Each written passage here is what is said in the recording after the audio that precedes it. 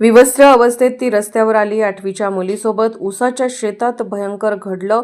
सांगली हादरली. सांगलीच्या ईश्वरपूर येथे 8वीमध्ये शिक्षण घेणाऱ्या शाळकरी मुलीवर दोघांनी आळीपाळीने अत्याचार केल्याची धक्कादायक घटना घडली आहे. या प्रकरणी ईश्वरपूर पोलिसांनी सराईत गुन्हेगार ऋत्विक दिनकर महापुरे आणि आशिष जयवंत खांबे या दोघांना अटक केली आहे. त्यांच्यावर पोक्सो अंतर्गत गुन्हा दाखल करण्यात आलाय. पीडिता ही ईश्वरपूर येथील एका शाळेत 8वीमध्ये शिक्षण घेते. पीडिता आईसमवेत ईश्वरपूरमध्ये राहते. मंगळवारी रात्री 8:30 वाजण्याच्या सुमारास ऋतिक महापुरे यांनी पीडितेला फोन करून ईश्वरपूरमधील शिराळा नाक्यावर बोलावून घेतले. त्यानंतर ऋतिक आणि आशिष या दोघांनी तिला दुचाकीवरून तुळजापूर फाट्यावरील एका उसाच्या शेतात नेले.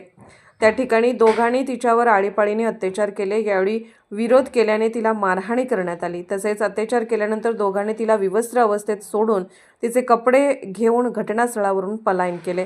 यानंतर पीडिता ही विवस्त्र अवस्थेत ईश्वरपूरच्या दिशेने चालत जाताना काही जणांना निदर्शनास आले. त्यांनी तिला तातडीने कपडे दिले आणि याबाबत ईश्वरपूर पोलिसांना कल्पना दिली. पोलिसांनी पीडितेला ताब्यात घेतले. तिच्याकडे चौकशी केली असता तिने घडला प्रकार सांगताच हा अत्याचाराचा धक्कादायक प्रकार समोर आलाय. या प्रकरणी ईश्वरपूर पोलिसांनी दोघांना अटक केली असून त्यांच्या विरोधात पोक्सो अंतर्गत गुन्हा दाखल करण्यात आलाय. अटक करण्यात आलेल्यांपैकी ऋतिक हा सराईत गुन्हेगार असून त्याला यापूर्वी मोक्का अंतर्गत कारवाई करण्यात आली होती. तसेच त्याच्या विरुद्ध खून, खुनाचा प्रयत्न, जबरी चोरी अशा प्रकारचे विविध गुन्हे दाखल आहेत.